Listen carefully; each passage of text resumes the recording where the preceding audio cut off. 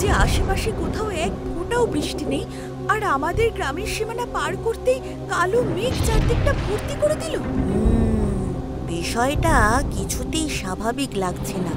আমাকে একবার বেরোতেই হবে।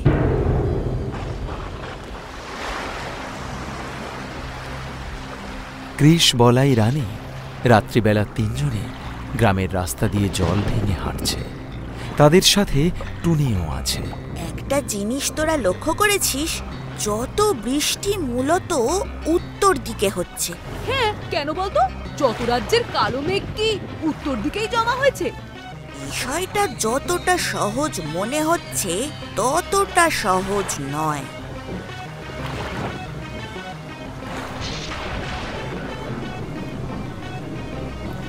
এই দেখ, জঙ্গলের ভেতর দিয়ে আলো বেরোচ্ছে না? কিন্তু এই বৃষ্টির মধ্যে জঙ্গলের মধ্যে আলো জ্বালাচ্ছে কে? সামনে পদে পদে বিপদ রয়েছে, তাই সবাই কিন্তু খুব সাবধানে চলাফেরা করবি।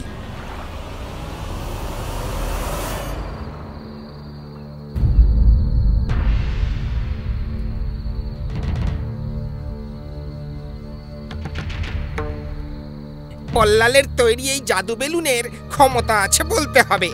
এবার গোবিন্দপুরকে ভাসতে কেউ আটকাতে পারবে না। যা ভয় পাচ্ছিলাম ঠিক তাই। তার মানে এই বৃষ্টিটা কৃত্রিমভাবে বল্লাল করছে।